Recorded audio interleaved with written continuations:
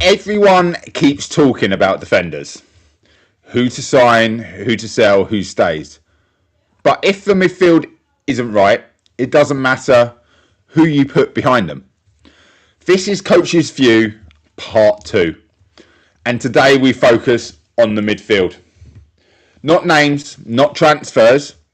What Manchester United actually needs in the engine room. We all know the engine room is what counts in football. Because if part 1 was about structure, this is about the control.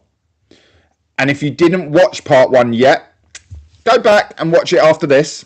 Because everything we said about the defence feeds directly into what we are talking about today.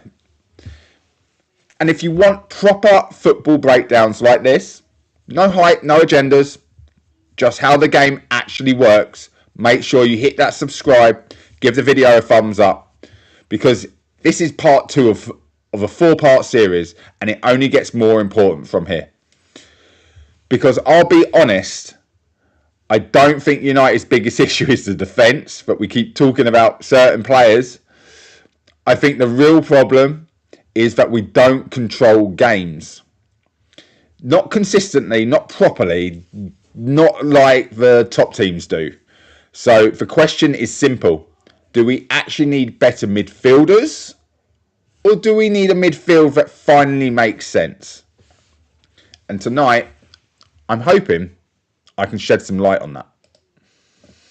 So the main thing about tonight is that you look at midfield and we're always talking about Casemiro, Kobe Mainoo, Bruno Fernandes, Ugarte, all these players. We talk about Casemiro as if we've got the same Casemiro now as the one who won his first Champions League with Real Madrid. Okay, we talk about Kobe Mainoo as if he's a finished article and that he's been around the block and he's really experienced. And of course, we all know what Bruno Fernandes brings to the team. But a lot of the time we talk about the negative stuff that he doesn't do. Okay? And to get the best out of a midfield, you need to know how to bring the best out of each individual player. And what we seem to do as Manchester United fans is we seem to go Roy Keane, Brian Robson, players like that, Paul Ince, Paul Scholes, Nicky Butt, Herrera, Paul Pogba. We can just keep naming all these players that have always been there. But it's so hard. Like when we used to just play 2 in midfield, you always had a box-to-box player. And then you always had your sort of player that sits back and controls the tempo. And the main key in Manchester United's midfield has been a lack of tempo.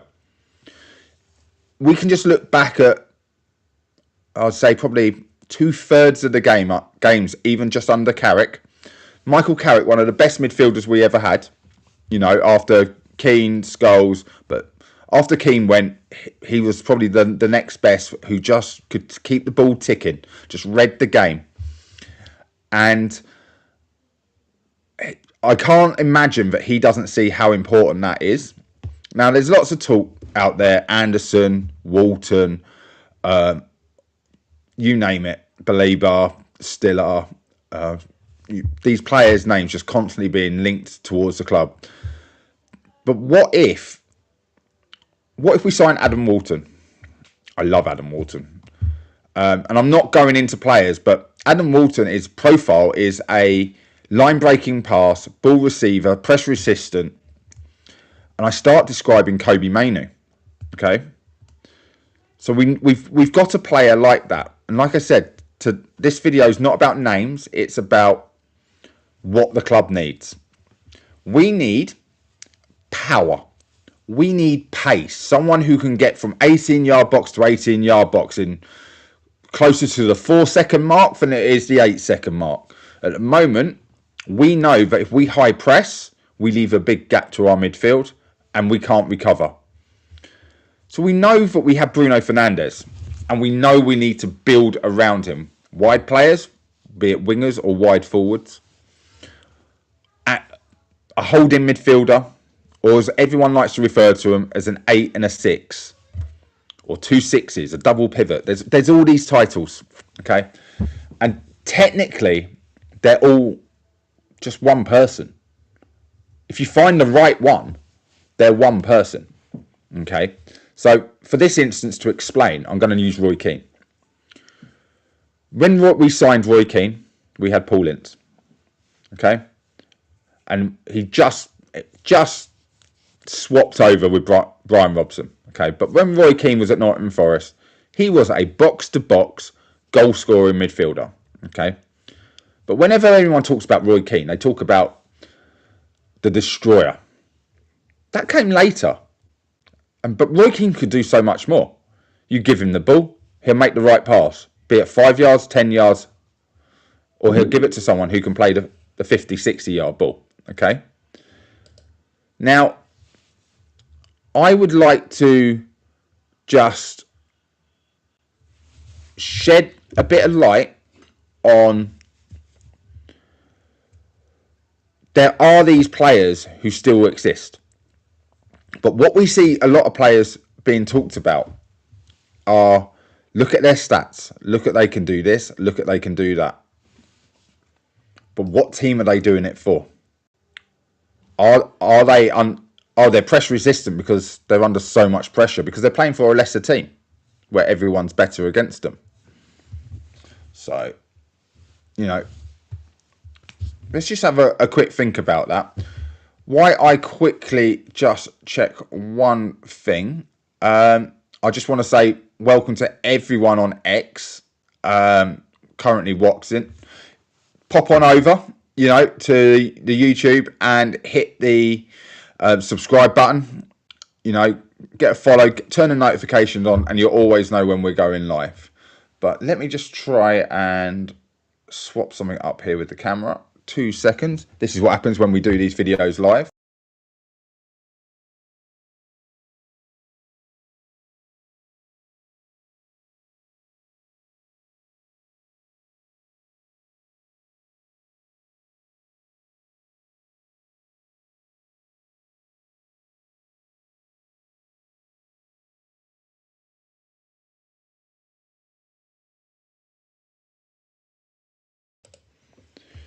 And I'm back in the room.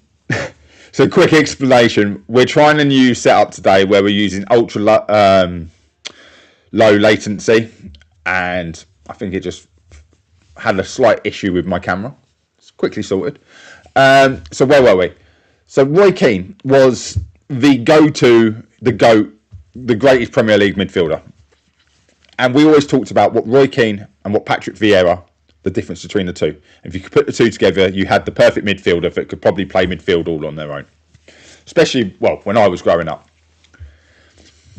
So what I've been looking at to do this video is, are these players available? Can Man United find this kind of profile? Because if all we're going to do is compare to the past, then we need to look at if it's still possible to do in the Premier League.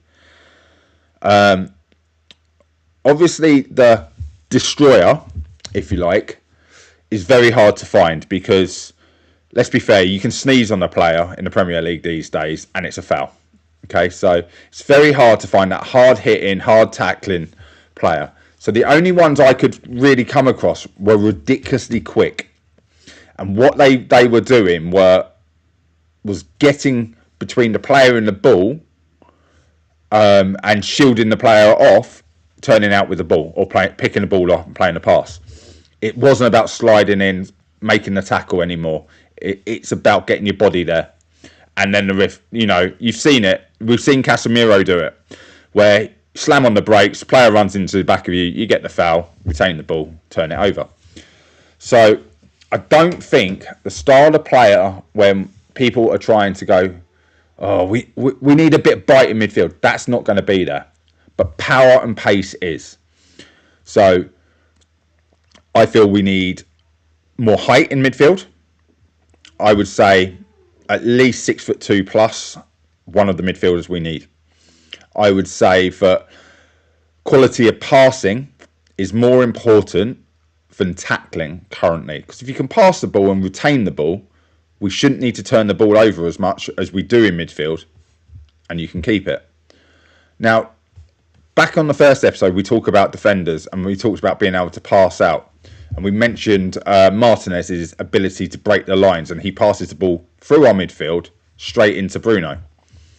Well, the problem we've got is that all the time we do that, we're not utilising our midfielders, and it means we've got to be on constantly running, up, down to support. So if you never know when someone's going to break the lines, because a break the line pass is not set up, it's what you spot in the game. Someone like Adam Walton or Anderson, which were obviously highly linked, are the reason for they're getting those links. A Tonali, Bruno G would probably be the perfect example of the bite and determination you would need in midfield.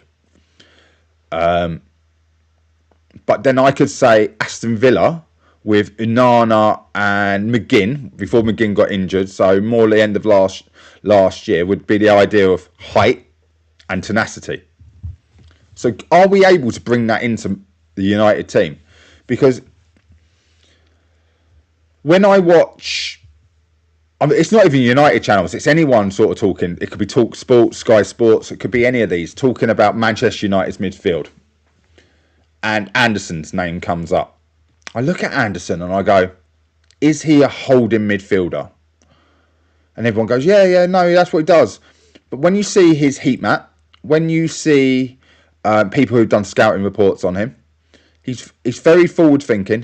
He's spends more time in the opponent's half than he does in his own half. Retrospective to the amount of time that he's played this season, Nottingham Forest obviously in the lower part. So when you look at the heat map, Forest haven't been around the other team's 18-yard box as much as they have done in the previous 2 years when Anderson's been on the radar. So he's more of a forward-thinking midfielder. And if you're talking about United on the attack, Anderson and Walton, superb. But if you're going to be linked with those two players, you're talking about not playing a Kobe Mainoo.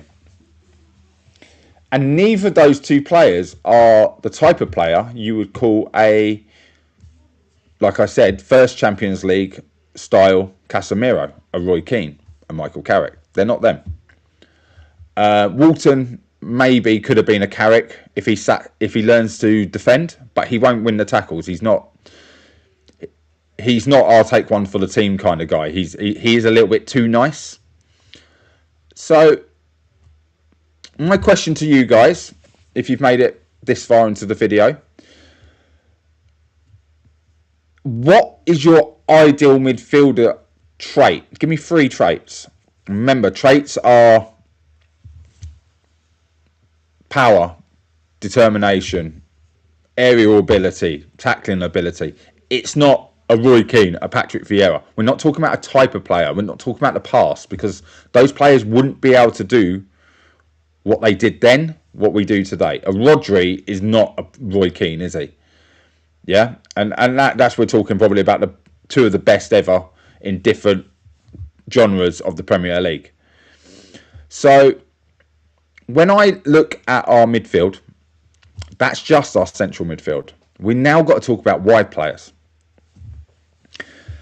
And wide players has been a problem. Manchester United was built on wing play. It was built on your Georgie Best. It was built in the Premier League era with 13 titles on Ryan Giggs. Taking those chances, taking your players on. And I look at Ahmad and I go, yeah, go on, Ahmad, take him on. And then I get frustrated as hell. It's like, someone put this guy on the left wing, because that's the only way he's going to stop turning back on himself. You know, not putting a cross in. I look at someone like Dorgu and I think, Jesus, you're coachable. You know, you came in as a wing back and it weren't great. And now all of a sudden, we've changed you from a wing back to just an out and out wide left player. whether you can call him a winger or a left forward. And next thing you know, we're using the term Ballon d'Or for him. He scored 2 absolute wonder goals, and then picks up a horrendous injury, which hopefully, come the Leeds game after this series is done, he should at least be back on the bench. Fingers crossed. So what do we need on the wing? Are we looking at a midfield that needs wingers and wing play that stays wise, keeps chalk on their boots, gets to the byline, getting crosses in? Because I feel that if we're getting the more crosses we get in from deeper into the opponent's half, the more we get out of Sesko, the more we get out of Mbumo getting second balls, Cunha picking up the rebounds when these players are on. But if we're talking out and out wingers to do that, then are we talking pace? Are we talking lightweight? Are we talking drop of the shoulder, step over, whip the ball in? Or are we still talking about inverted?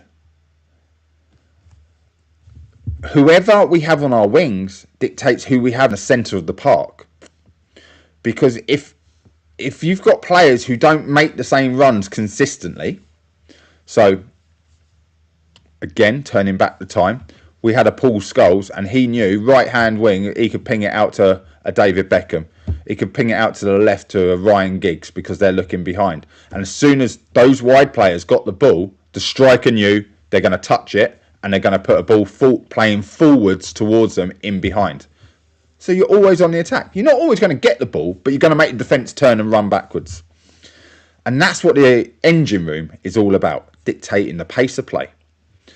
Now, our midfield is always wide open. Partially because of Bruno playing as a secondary striker rather than a more optimal sort of number 10 sitting at the point of a midfield 3. Okay. And we can't criticise how Bruno does what he does because he has the best stats. Okay. But we can question whether it's the best thing currently for the midfielders we have behind. Because if I'm sitting in the pocket and Kobe Mainoo or whoever it is, I'll refer to them as numbers, not players. If my 6 lays the ball off to an 8 and an 8 plays it into a 10 in a pocket and creates a 15 to 20 yard gap between my midfield and my 10, and then my 10 plays the ball forward, but my midfielders are not fast. If they can't get up with the play and the 10's ball is intercepted, goes out of play for a throw-in, and the other team can turn and react, and we still have wingers who might throw their arms up in the air, whinge, like, oh, to feet, talking about the ball rather than getting back on side, then that 20-yard gap is massively exploited. And I can show you probably every single game this happens for Manchester United over the last 5 to 10 years. Okay, it wouldn't, like I said, it didn't matter if it was Pogba, Herrera, McTominay, Fred. There's different eras. It still happens, and it's because we keep fitting similar players together instead of ones that complement each other. Okay, so we know Bruno is a showboater. We know he can play the Hollywood pass. So we need someone who can always get the ball to Bruno, so Bruno doesn't have to come and get it. So in that respect, we need 2 types of a double pivot. We need players that are a hybrid 6 and 8. And this is how Man United move forward. Maybe we get lucky in the transfer market. You can all have your say on that. But whoever we're being linked with, have a look. Are they capable of doing this? Can the person that plays the line-breaking pass from midfield into their 10, also, when the pass is not on, can they beat a player? Can they carry the ball into that final third themselves and find a pass? Can they dovetail? So when the 6 goes, because he's seen a gap, Is the 8 going to naturally drop? And is he capable of breaking up play if he needs to? And vice versa. You know, whoever we put at a 6 has to be able to, when the ball gets recycled, find that line-breaking pass into now what could potentially be a double 10. Because the 8 pushed up. And these are the things that I feel Michael Carrick is going to sort if we keep him as manager at Manchester United, because there is no better player, in my opinion, in the last 20 years playing in that holding midfield role for Manchester United. We've had way too many, okay? And we've never sorted it out. Either everyone is 5 years too late or never lived up to the potential and the money we paid for them. So, like I said, guys, come in the comments. Let me know what traits you're looking for. Because the third show in this series, we're going to be talking about the strikers. And strikers are nothing without the engine room. Defence is nothing without the engine room. So, it's pinnacle we get this right. We keep talking. We know we have to replace Casemiro.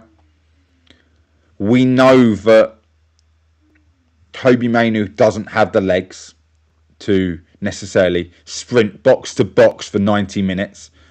He's not fit, and I really rate Mainoo. I think he's a great player, but I feel he doesn't come out second gear, and that's why he can probably last 90 minutes constantly running, but he doesn't have that high level sprint speed.